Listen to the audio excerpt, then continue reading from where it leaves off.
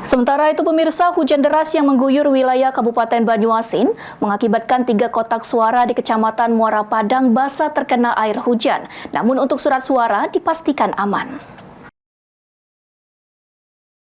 Hujan deras yang mengguyur Kabupaten Banyuasin 12 Februari ini mengakibatkan 3 kotak suara di Kecamatan Muara Padang basah terkena air hujan.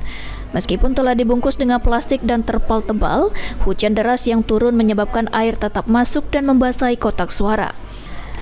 Atas hal tersebut, KPU Banyuasin bergerak cepat dengan melakukan pengeringan kotak suara menggunakan hair dryer.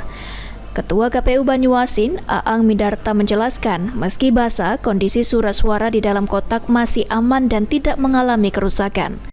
Kendala pendistribusian logistik ada kendala nak?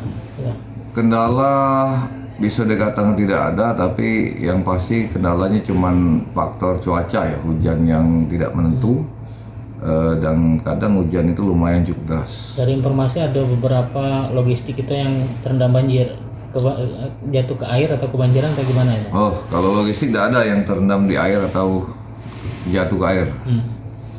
Mananya ada yang basah ya? Ada yang basah, tapi basah sedikit itu bisa di hair dryer jadi kering, masih bisa dipakai. Saat ini semua logistik sudah sampai di tempat yang telah ditentukan dan KPU Banyuasin memastikan logistik tersebut siap digunakan untuk pemungutan suara pada 14 Februari 2024.